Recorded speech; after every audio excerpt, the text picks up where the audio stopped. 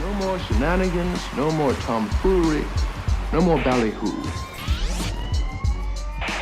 Today is Thursday, September 21st. It's the final game of a 3-game set between the Yankees and the Blue Jays. Gerrit Cole looking to build on his Cy Young caliber season. My recap, your reactions coming up next.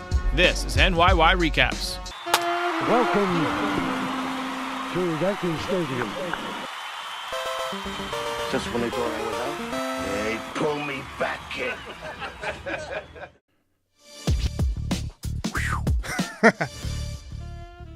Clay Holmes made it interesting, didn't he? Wow. That was a scary ninth inning, but the Yankees salvage a game in this 3-game set and managed to avoid the sweep. And I've got to say, that was a Cy Young caliber performance from Gerrit Cole in his final home start of the season. Fans gave him a very nice send-off, and he deserved it. 16 up, 16 down to begin the game tonight. Looked for a minute like the Yankees were going to get their second perfect game of the summer. But Alejandro Kirk broke it up with a base hit with one out in the top of the 6th. I wanted the perfect game so bad, but that little homunculus. I wanted this to be the season the Yankees got 2 perfect games in the same season instead of the season that the Yankees spent $250 million and missed the playoffs. Cole gave up a run on a pass ball in the 8th inning, but otherwise a flawless performance. Fastball was crisp, breaking ball was sharp, and he got lots of quick outs early in the game, so he was able to go deep into the game. Final line, 8 innings, 2 hits, 1 run, no walks, 9 strikeouts. Masterful performance from the probable Cy Young Award winner, Gerrit Cole.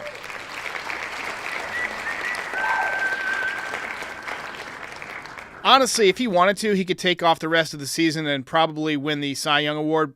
With this victory, he is 14-4, finished the game with a 2.75 ERA. As Larry David would say, pretty good. I think he will pitch the last game, though. He wants to get that 15th win. You know he does. And how about this for a twist? The Yankees offense actually helped him out tonight. DJ and Glaber both had very nice pieces of opposite field hitting in the first inning. And then Mr. Jake Bauers. There it goes. That ball is high. It is far. It is gone.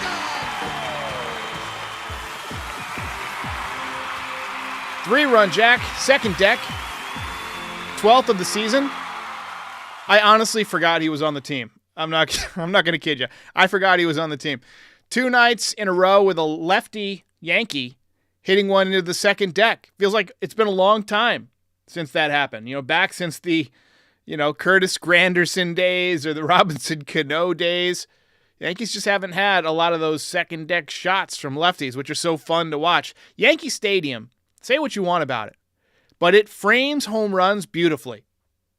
And there's nothing like seeing a ball just travel deep into that second deck or way back into the bleachers in right field. Yankees tacked on another run in the 6th inning, hustle double by IKF, and then a rope into the right field corner by Estevan Florial.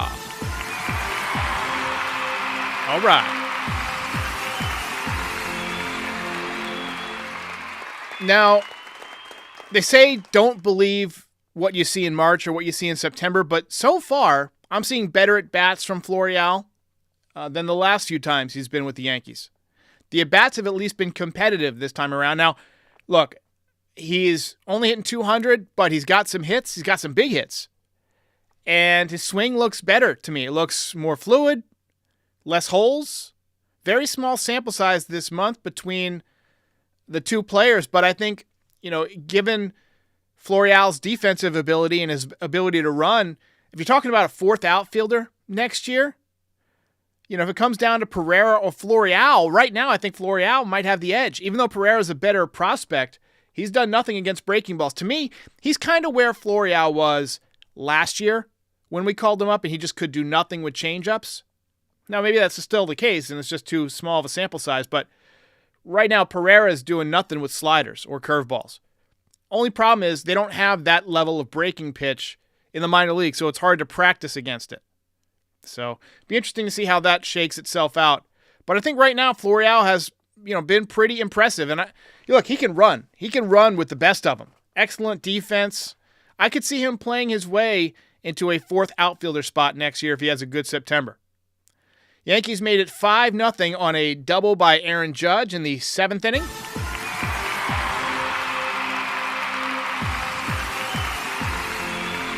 You remember how much fun it was when this team used to be good at hitting and they hit lots of doubles and scored lots of runs? Those were the days.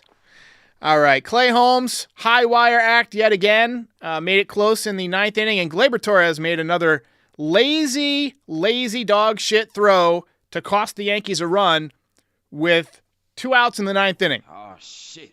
Here we go again. Look, all you got to do right there is set your feet and throw a strike to first base. That's all you got to do. All you got to do. Hang a W. You think Derek Jeter would ever do that? You think Derek Jeter would ever make a lazy, nonchalant throw across his body with 2 outs in the 9th inning? Absolutely not. Absolutely not. And to me, it almost spoiled a great night because that pissed me off. But fortunately, the Yankees were able to get out of the inning and win the game. Ball game over. Yankees win. Yankees win.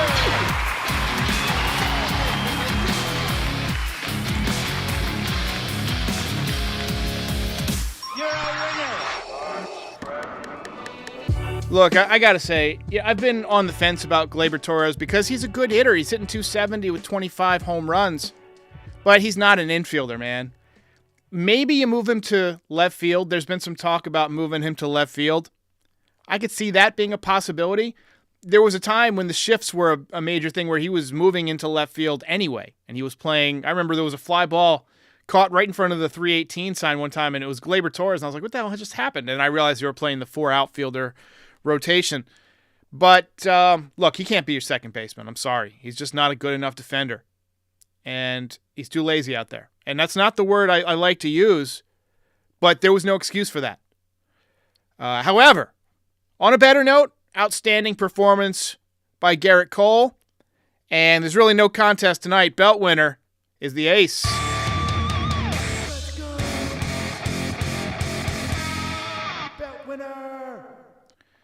Anyway, look, Yankees are over 500 for the moment. It's been a long season, but at least we're getting to see one of the better pitching performances in recent memory. And Garrett Cole has been worth every penny so far. I mean, he's given us what we've paid for. He's done very well in the postseason. His first postseason game against the then Indians, I remember he struck out 13, had some good games last year in the postseason. And he's probably going to win a Cy Young. I mean, these first 4 years couldn't have gone much better other than a world championship, or at least getting to a World Series. Be interesting to see what happens if he ever gets to the World Series with the Yankees. Yankees have a lot of work to do this winter, but we will talk about it. But for tonight, let's soak in the victory. Let's relish it. Sam G says, Gleyber wants to be mentioned among the best in the league at second, but his defense is terrible.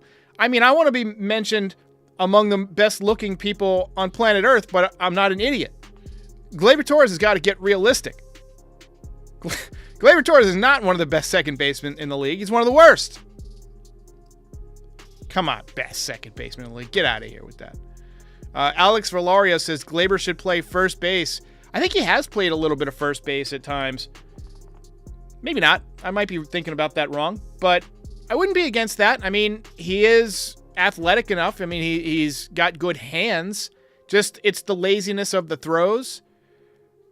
I don't know how he would do it at first base. That's an interesting thought.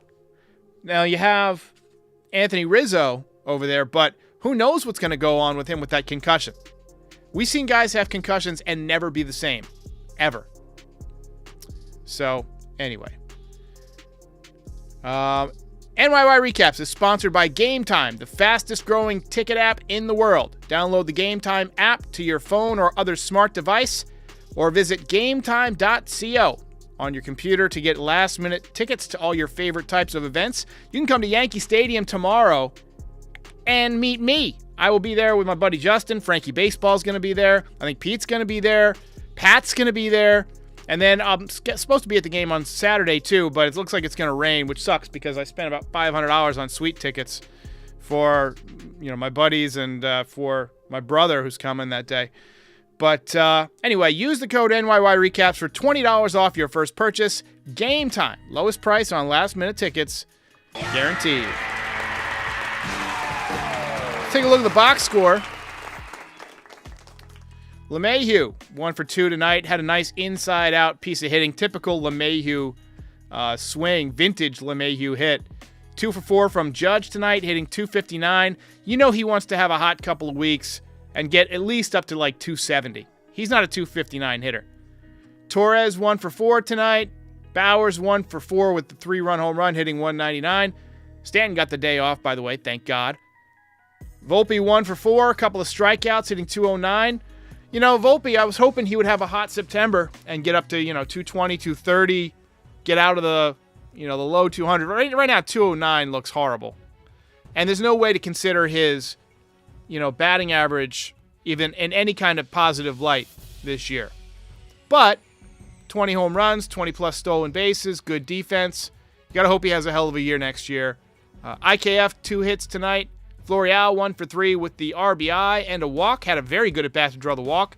1 for 4 from Cabrera, who I think is having better swings since he started getting more reps.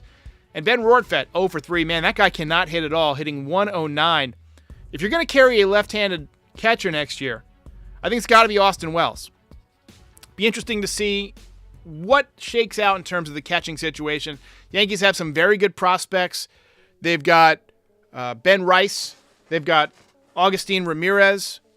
You've got Jose Trevino, Platinum Glove winner, coming back. I think you might be able to trade Trevino and get something for him, just because of his defense. Higashioka. I mean, how many backup catchers have hit 10 home runs or so this year? I think that's about what Kyle Higashioka has. So, Yankees have some decisions to make at the catching position. Tay Erickson says, Michael K said in the Michael K show today, so spoiler, I haven't seen this yet. I saw it was posted by Yankee Messiah, but I wasn't watching. He said that Stanton has to pay, they have to do something with pay his salary. Hang on, let me find the comment again. It went down too quick. Do something with Stanton, pay his salary, and maybe release him. What do you think? You have hits who can hit, Dominguez, Florial, Wells, and Peraza. So first of all, I think that might be the only option, is to pay off Giancarlo, but I think it's a very unlikely option. As I said last night, vanishingly small possibility that the Yankees do that. Now, if you do get rid of Giancarlo, Gleyber Torres fits perfectly as your DH. I think he would be an outstanding DH. I think he would even hit better. Didn't have to focus on defense at all.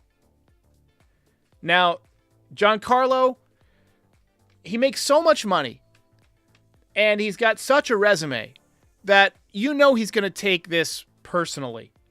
He doesn't want to be seen as a bust or an overpaid loser. I bet he's going to bust his hump this winter, and it wouldn't shock me if he comes to camp in flexible condition and ready to do some damage. Now, whether or not he can actually hit a slider, we'll see. But I don't think the Yankees are going to have a way to get rid of Stanton this year. Now, if you're talking about, the best way to construct your roster next year, you have to have Stanton off of it, because you got to open up that DH spot for somebody who can actually hit. You can't have a designated out. And another option, and this is another vanishingly small option, but if the Yankees somehow lose Giancarlo Stanton from the DH spot, that opens it up for Shohei Ohtani, who's going to be DHing next year. Just imagine what Shohei Ohtani would do at Yankee Stadium. Rick Diaz says, Stanton needs some roids. I don't think he needs any more muscles, but he has to be at least considering performance-enhancing drugs at this point. Look, I don't know how to explain the Yankees' hitting situation. You look at what Aaron Hicks has done since going to the Orioles. Let's take a look. I'm going to pull it up. MLB, Aaron Hicks. And we're going to pull up his stats, and it's just going to blow your mind. So he's been one of the better hitters on the Orioles since he got there. He's raised his average up to 261 on the year. Still doesn't hit for a lot of power. 8 home runs. But last 15 games, you see, he's hitting 370 with a 473 on-base percentage. 473. Now you go down and you look at his stats by year. And let's break apart 2023. 188 with the Yankees. 289 with the Orioles. So why am I going off on this Aaron Hicks rant? Well, he's hitting 100 points better. And if Aaron Hicks can be unlocked in that way, you have to think somebody would want to try and unlock Giancarlo Stanton in the same way. I want to know what other teams think about the Yankees' hitting philosophy. Lori C. says, Stanton needs a hamstring transplant.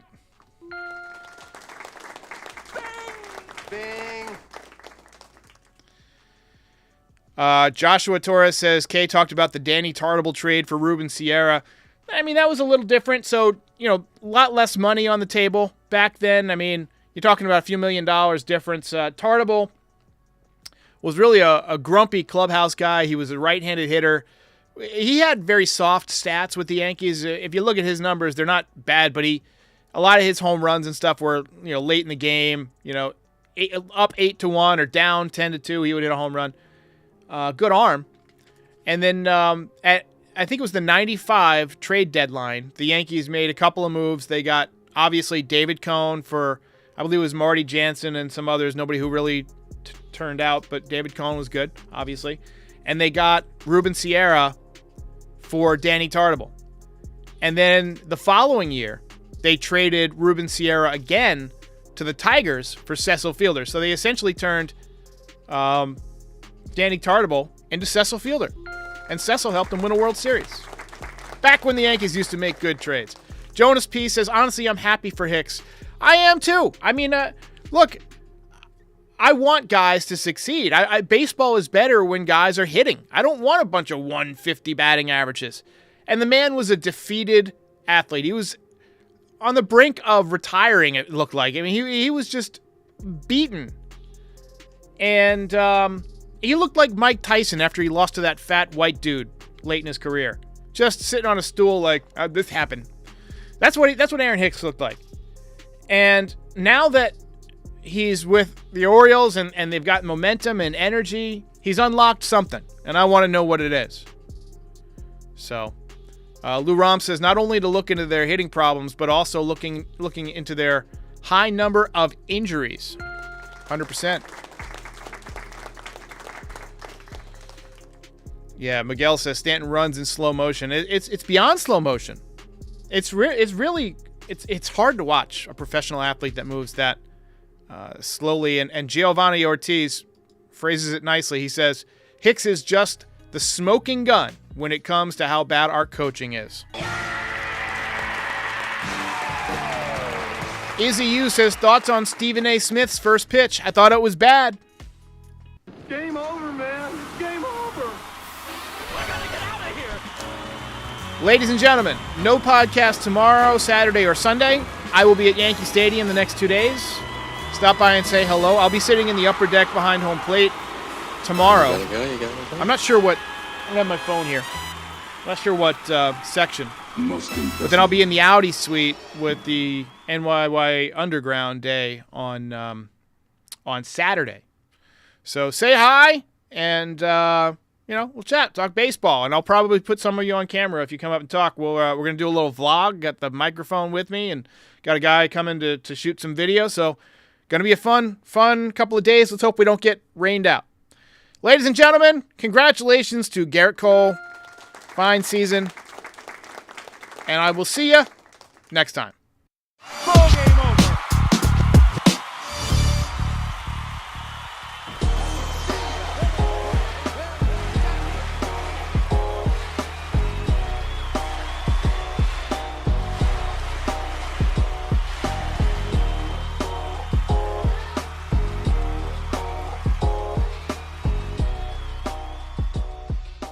Most impressive.